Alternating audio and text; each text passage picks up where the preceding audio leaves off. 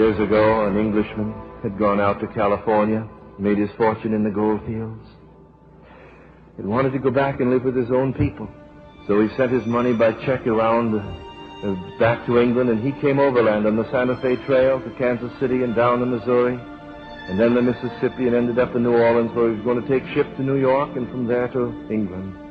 And as a tourist in New Orleans, he did as most tourists do. He went down to the slave market. Only then, in the early 1850s, there were still slaves being sold. And as he went into the market, he saw a lot of men gathered there, and one party was put on, and he heard the men as they were speaking about her. He saw two evil-looking men bidding for her quite heatedly. And then he heard them say what they would do with her. And his heart just revolted against the whole swinish thing. And finally, when they were bidding, and the prices were getting very high and smaller, he just couldn't stand it. And so he beckoned to the auctioneer, and he said a figure which was exactly twice the last bid, utterly beyond anything that had ever been paid for a slave in that market before. He said, "Have you got the money?" And he came up and he said, "Yeah, he got the money." And so the bill of sale was made out. He went over to the block to take the woman that he'd purchased. And as she came down one step and stood just about level with his eyes, she had made a mouthful of spittle, and she spat right full in his face and hissed through her clenched teeth, "I hate you."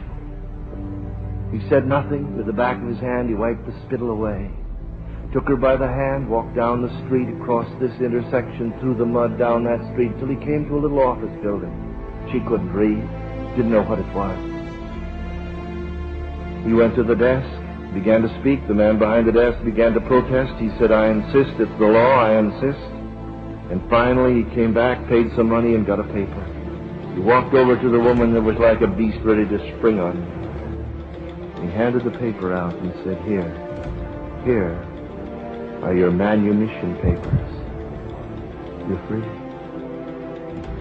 She still hissed, "I hate you." I said, "Didn't you understand?" I said, "Here are your manumission papers. You are free."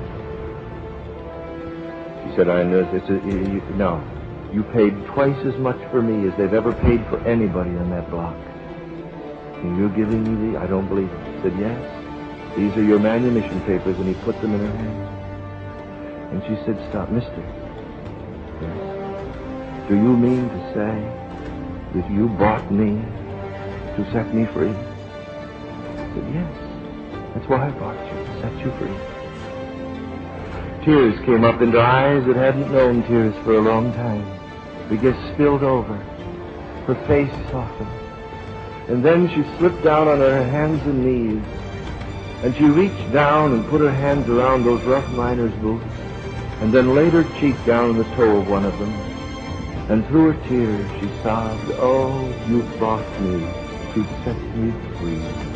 You bought me to set me free. You paid more than has ever been paid before just to set me free." And then through her tears she looked up and said, "Oh, sir, all I want in life is to be your slave. You bought me to set me free." Listen, the Lord Jesus Christ bought you to set you free.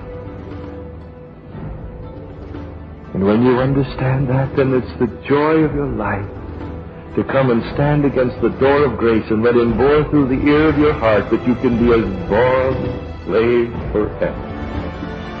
He bought you. He bought you to set you free, not only from hell, but from the world and the flesh and the devil. He bought you to set you free. Oh, come to Him, kiss His nail-pierced feet, and take from His hand that great salvation that He purchased with His blood. And remember, He bought you to set you free.